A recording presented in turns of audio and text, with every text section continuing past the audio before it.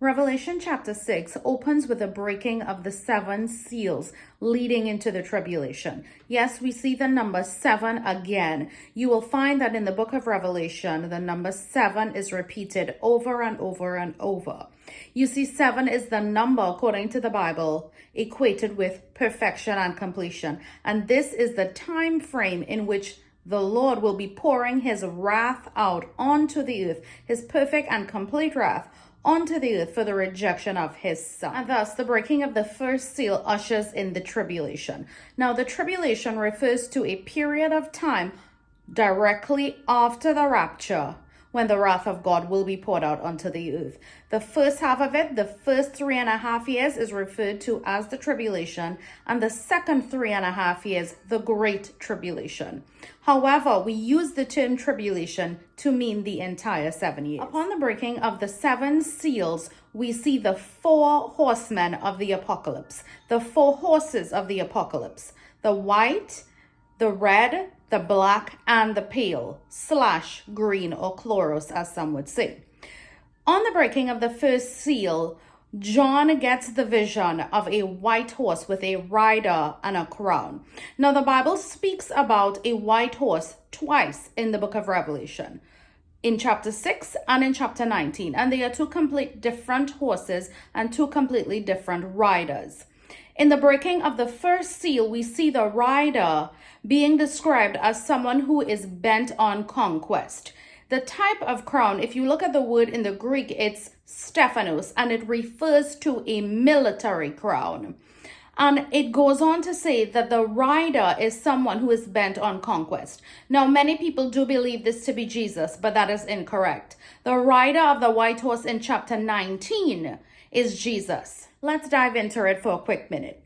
You see, Jesus has already won it all. He's already conquered it all. He has nothing left to conquer. So he would never be bent on conquest. So we know that it is not him. He does not need to conquer any military titles. He has it all. So this is not Jesus in this particular instance of chapter 6 of the Revelation. This is in fact the Antichrist. According to Daniel chapter 8, he will deceive many by peace. You see, directly after the rapture, the world is going to be in some sort of global chaos and collapse. People will be scared, people will panic, and people will be looking for a leader to lead them in peace and safety for the future. This is when he will arise. Now, there are many different takes on who the Antichrist may be. The truth is, we, the church, will not know right now.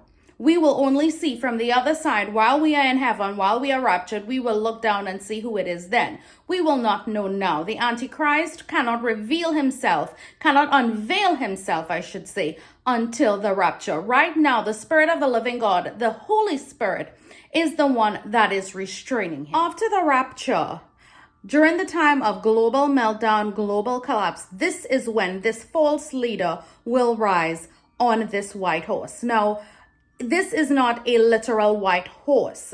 The 4 horsemen, or the 4 horses spoken of in the book of Revelation with regards to the breaking of the seals, the horses are symbols. They are symbols of power. They are symbols of being unrivaled. They are symbols of vitality, a force to be reckoned with. Now, it is widely believed that at the beginning of the tribulation, the Antichrist not only will rise to power and come with all of these quote-unquote great solutions to all of the world problems, but he will also drum up a peace accord, one concerning Israel. And we can look in the news right now and see all of the things going on with Israel, and we would all love for there to be peace.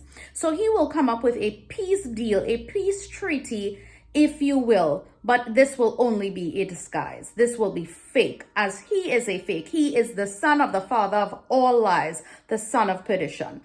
For 3.5 years, the deal will exist. However, in the middle of the tribulation, after the 3.5 years, he will break the deal, and everyone will see him for who he truly is: a monster. Now, there are many that teach that we are already in the tribulation. This is in fact not so at all. The truth is, the very first thing to happen during the tribulation, right after the rapture, is the unveiling of the Antichrist. And we know that that has not happened, because there is no one person that is dominating the entire world. Now you may say, well, such and such has large influence and such is involved in the WEC and the WHO, and all of that may be true. But see, the Antichrist is not going to take over part of the world or segments of the world. The kings of the earth will bow their knee and pledge allegiance to him and give him their kingdoms. He is going to be in charge of the entire planet, not just a subsection. So is it possible that he is already here and in charge of some things and have some influence? Very possible. However, the world domination, which is the scale he will operate on, is not going to happen until the first seal is broken. We know that he will be the son of perdition, an evil person, a deceiver. He will make people to take the mark of the beast and behead you if you do not. He will be the spawn of Satan and the devil himself. This is not someone that we want to remain with. We want to receive Jesus today and be counted worthy to escape the wrath to come.